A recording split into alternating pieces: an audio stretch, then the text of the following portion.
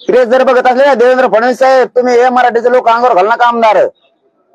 तुम्हाला जाहीर सांगतो, तुम्ही मराठ्यांचे आमदार मराठ्यांचे मंत्री आमच्या अंगावर घालू नका. मराठ्याच्यात तुम्ही मराठ्यात मारामारी लावू नका. देवेंद्र फडणवीस साहेब तुम्हाला गोडीच सांगतोय मी, तुम्ही मराठ्यात देवेंद्र फडणवीस साहेब मारामारी लावू नका.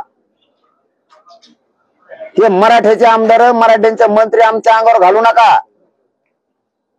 तुम्हाला जाहीर सांगतोय मी देवेंद्र फडणवीस साहेब, तुम्हाला चौथी वेळ आताच्या आता चौथ्यांदा सांगतोय. आता मराठ्याचे आमदार मंत्री हे मराठ्याच्या अंगावर घालून मराठ्यात मारामाऱ्या लावू नका. मराठे आता मारामाऱ्या करणार नाहीत, तुमच्याकडे निघतेन बरं का. तुम्हाला मी खरं सांगतोय, तुम्ही मराठ्याच्या जीवावर मोठे झालात, मराठ्याच्या आमदाराच्या जीवावर मोठे झालात. तुम्ही मराठ्यात मारामाऱ्या लावू नका. फडणवीस साहेब तुम्ही मजा बघू नका, आमच्या मारामाऱ्या लागलेल्या. मराठी जर खवळले ना गय करणार नाहीत. चलो धन्यवाद.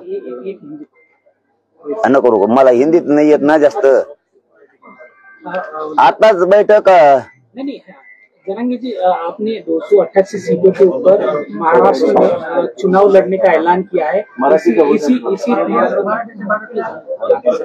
बारसकरांची गाडी पठाण मध्ये जाळली. आता आंदोलन पंढरपूर मध्ये, सॉरी बारसकर कोणी महाराज तुमच्या विरोधात गेले, त्यांनी प्रेस घेतली होती त्यांची गाडी.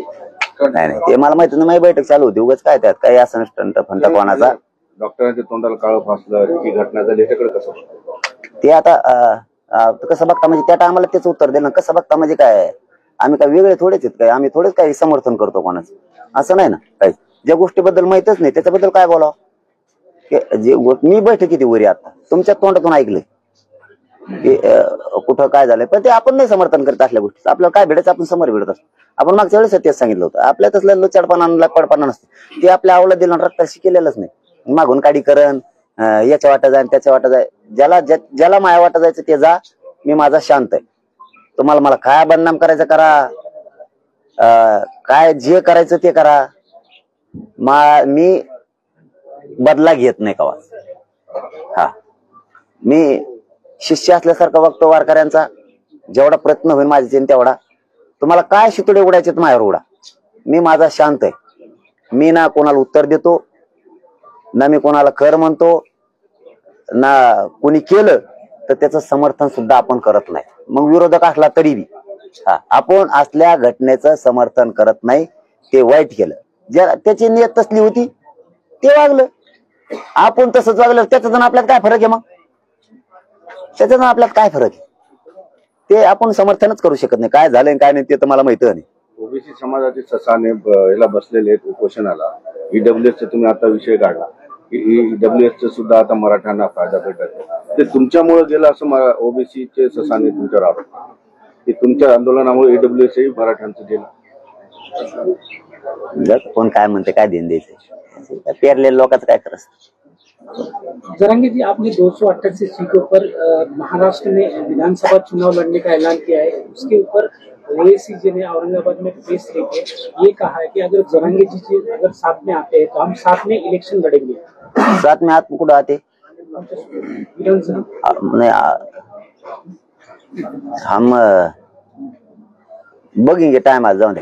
ते काय मराठी दलित मुस्लिम सगळ्या जाती धर्मावाले जर एक साथ बसेंगे तर कपाकप सगळ्याची निवडून येंगे ना. कशाला डोक्याला ताण, म्हणजे असं करण्यात नाही कुठाना. तुम्ही इकडे आहो मैं तिकडे आहो, तुम्ही कुंकडे जाओ. ते लफडे बंद करणे, गरीबाला मोठं करायचं ना.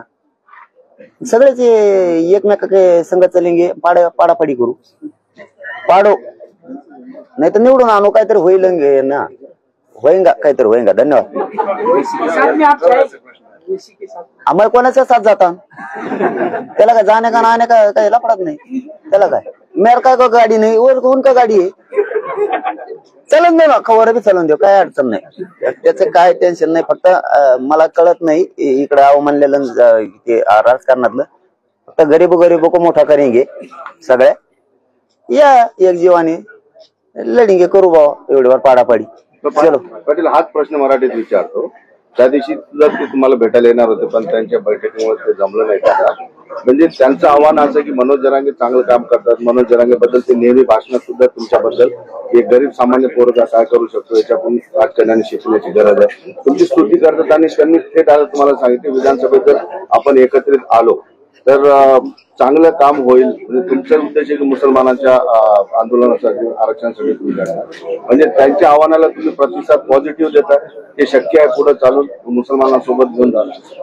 हो, कारण काय दुःख सारखे मराठा समाजाचे, मुस्लिम बांधवांचे, जे शिक्षणाच्या बाबतीत, नोकरीच्या बाबतीत एकदम दुःख सारखे आहेत दोघांचे पण. दलित बांधवांचे पण तेच आहेत, लिंगायत समाजाचे तेच आहेत, बारा बलुतेदारांचे ते, बंजारा बांधवांचे पण तेच आहेत. 100% एकत्र सगळ्यांनी स्वतःची जात मोठी करायसाठी यायला पाहिजे. आणि माझं म्हणणं आहे, मराठा बांधवाला, दलित बांधवाला, मुस्लिम बांधवाला, लिंगायत बांधवाला, धनगर बांधवाला अशी संधीच येणार नाही सत्ता हस्तगत करायची. खरं सांगतोय, अशी संधी सत्ता हस्तगत करायची येणारच नाही. इतका गोल्डन चान्स आहे की आपण आपल्या गोरगरीब जाती मोठा करायचा. खूप खूप चान्स, आणि तो चान्स घेतला पाहिजे. राजकारणाच्या नादी नाही लागला पाहिजे. ते नादी लावते तुला मंत्री करतो, आमदार करतो, आणि टायमाला आलं की तेच उभा करणार आणि तेच पाडून टाकेल. तसे गरीब धोके नाही देणार.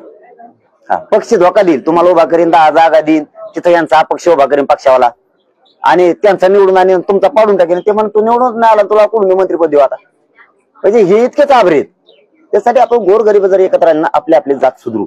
आणि मला वाटतं ही संधी शहाणवावं, मराठ्यांनी पण, सामान्य दलितांनी पण, सामान्य मुस्लिमांनी, सामान्य लिंगायतांनी, बारा बलुतेदारांनी, बंजारा बांधवांनी, धनगर बांधवांनी शहाणवावं. विनाकारण एकमेकाचे भांडण विकत घेऊन, विनाकारण एकमेकाच्या विषयी झुंजूच नाही. कारण त्यांच्या आमच्या आरक्षणाचा काही प्रश्नच नाही, धनगरांच्या नाही आणि ST वाल्याचा पण. त्यांच्या आरक्षणाला आमच्यामुळे काही संबंधच नाही. विनाकारण आपण एकमेकापुढे झुंजण्यापेक्षा जातीला संधी आली मोठं करायची ती आपण घेतली पाहिजे. या मताचा मी आणि ते सगळ्यांनी करावं. फक्त माझ्या प्रस्तावाची वाट बघू नये. मला प्रस्ताव येत नाही. तुम्ही काय लिहा म्हणले काय, आपल्याला तसला ताळमेळ जुळणार नाही. समोरासमोर बसा, होऊन द्या जे व्हायचं असेल ते. बघा संधी. चलो, धन्यवाद.